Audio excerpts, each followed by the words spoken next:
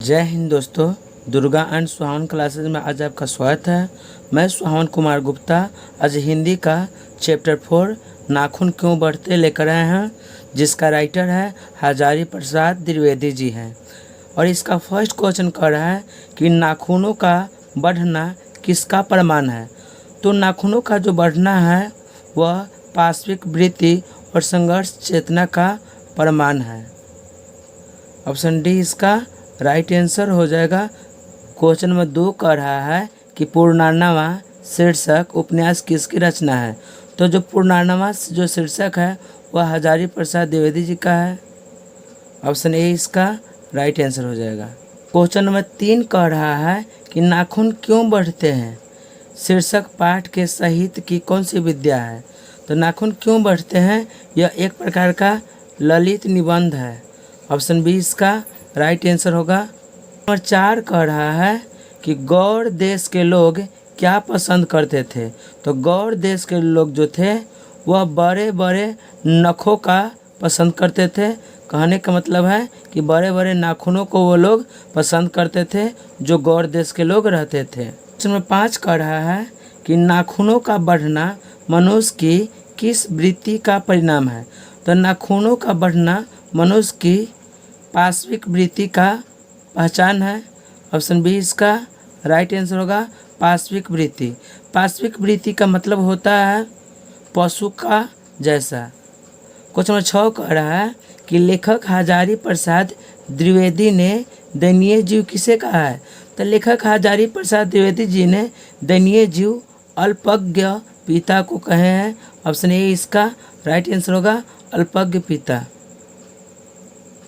Question number 7 कह रहा है कि प्रयत्न मानव का अर्थ क्या होता है। तो प्रयत्न मानव का जो अर्थ होता है वह प्राचीन मानव होता है। ठीक ना, प्रयत्न मानव का जो अर्थ होता है प्राचीन मानव। ऑप्शन डी इसका राइट आंसर हो जाएगा। क्वेश्चन नंबर 8 कह रहा है कि नाखून का इतिहास किस पुस्तक में मिलता है। तो नाखून का इतिहास जो है कामसूत्र में मिलता है। ऑप्शन ए इसका राइट आंसर होगा, कामसूत्र।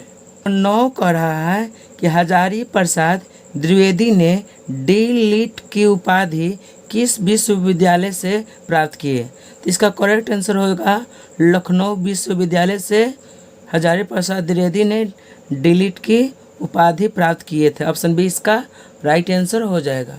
क्वेश्चन नंबर 10 कह रहा है कि कहानी में चंद्रकार, त्रिकोण, दंतुल, वर्तुलाकार आकृतियों का संबंध मानव को किस अंग से है। तो मानव का जो संबंध है वो नख से संबंध है।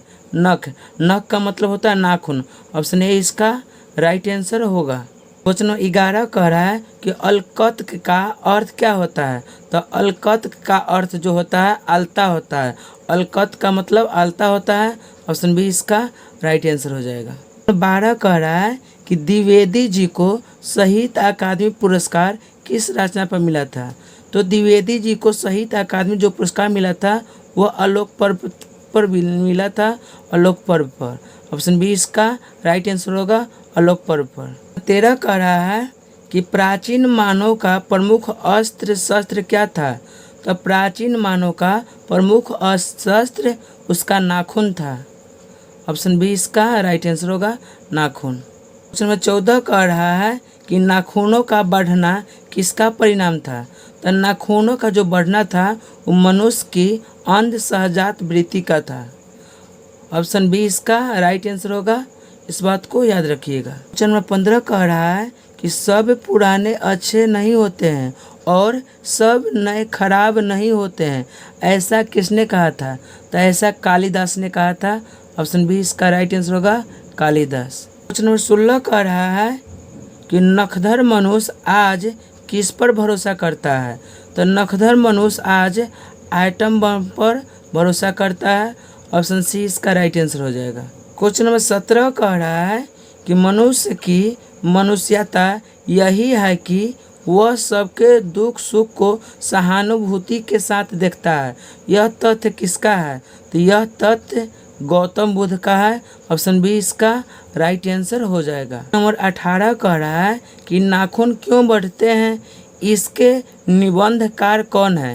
तो इसके निबंधकार आचार्य हजारी प्रसाद द्विवेदी जी हैं। ऑप्शन डी इसका राइट आंसर हो जाएगा। 19 कह रहा है कि आचार्य हजारी प्रसाद द्विवेदी जी का साहित्य की किस विद्या में लेखन नहीं है? तो कहानी की विद्या में लेखन नहीं है, ऑप्शन सी इसका राइट आंसर होगा। 20 कह रहा है कि कौन सी रचना हजारी प्रसाद द्विवेदी की नहीं है? तो इसका करेक्ट आंसर हो जाएगा माटी की मूर्ति, क्योंकि माटी की मूर्ति जो है हजारी प्रसाद द्विवेदी जी को नहीं है, यह जो है राम वृक्ष बेनीपुरी जी का है। ऑप्शन बी इसका राइट आंसर होगा, क्योंकि यह हजारी प्रसाद द्विवेदी जी का नहीं है। क्वेश्चन नंबर 21 कह रहा है कि द्विवेदी जी ने निर्लज अपराधी किसे कहा है? तो द्विवेदी जी ने निर्लज अपराधी व नाखून को कहे हैं। ऑप्शन ए इसका राइट आंसर होगा नाखून। क्वेश्चन नंबर 22 कह रहा है कि कामसूत्र किसकी रचना है?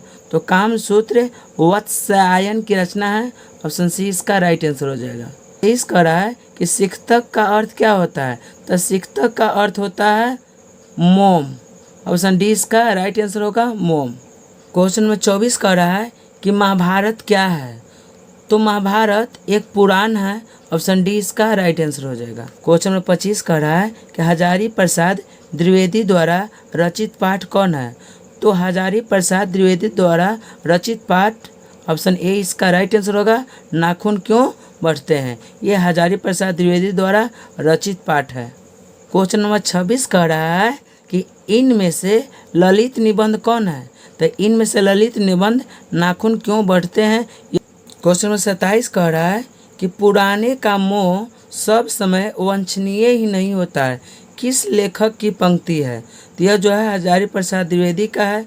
ऑप्शन सी इसका राइट आंसर होगा हजारी प्रसाद द्विवेदी। क्वेश्चन नंबर 28 कह रहा है कि प्राचीन काल में दक्षिण भारत के लोग कैसा नाखून रखते थे?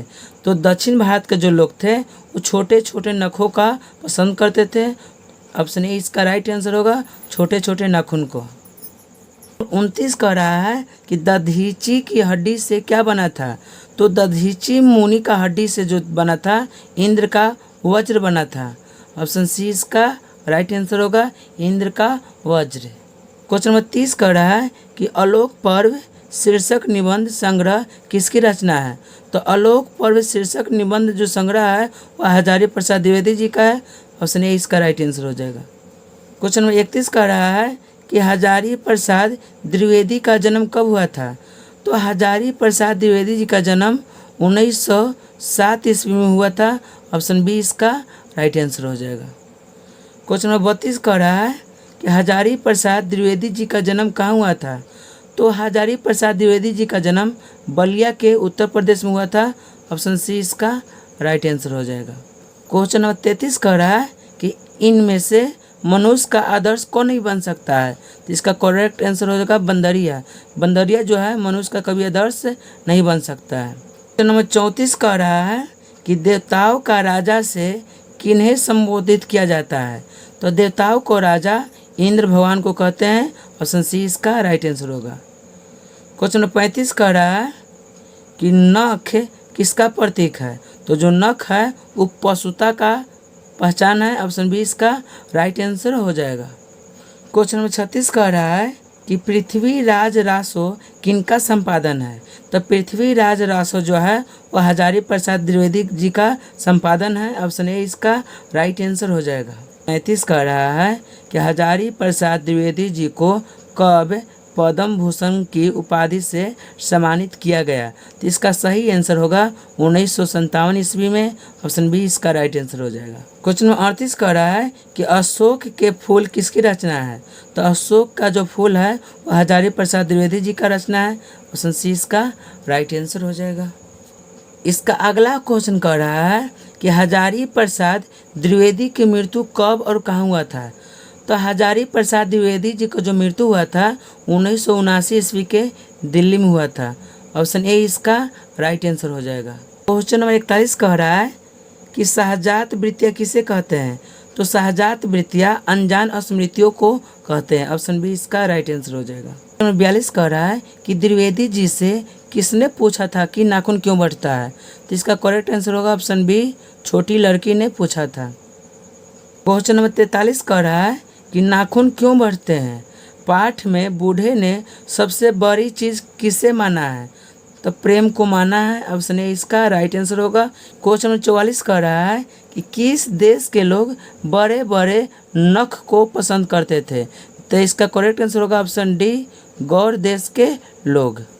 45 कह रहा है पुराणों का मोह सब समय वांछनीय ही नहीं होता है। यह पंक्ति किस शीर्षक पाठ की है, तो यह पंक्ति जो है नाखून क्यों बढ़ते हैं, ऑप्शन ए इसका करेक्ट आंसर हो जाएगा, क्योंकि इसी शीर्षक पाठ से यह लाइन को लिया गया है। क्वेश्चन नंबर 46 कह रहा है कि अनाम दास का पोथा उपन्यास किस लेखक का कृति है, तो यह जो है हजारी प्रसाद द्विवेदी जी का कृति है। ऑप्शन ए इसका राइट आंसर हो जाएगा।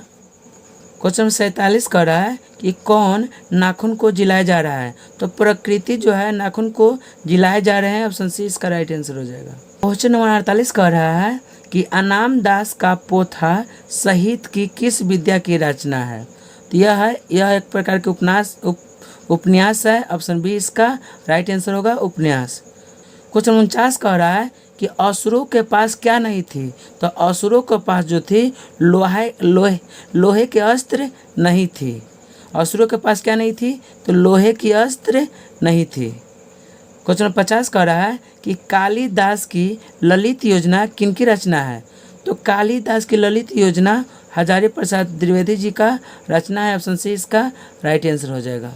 क्वेश्चन 51 कह रहा है कि गौतम बुद्ध ने कहा था कि मनुष्य की मनुष्यता किसमें है, तो गौतम बुद्ध ने कहा था कि सभी के दुख सुख को सहानुभूति के साथ देखना चाहिए। ऑप्शन ए इसका राइट आंसर हो जाएगा। क्वेश्चन नंबर 52 कह रहा है कि नखदर मनुष्य अब क्या लेकर आगे की ओर चल रहा है, तो नखदर मनुष्य जो है अब परमाणु बम लेके चल रहे हैं, आइटम बम लेके चल रहे हैं। ऑप्शन बी इसका राइट आंसर होगा। क्वेश्चन नंबर 53 कह रहा है कि मनुष्य किसको नहीं बढ़ने देगा, तो मनुष्य जो है नाखून को नहीं बढ़ने देगा। ऑप्शन बी इसका राइट आंसर होगा।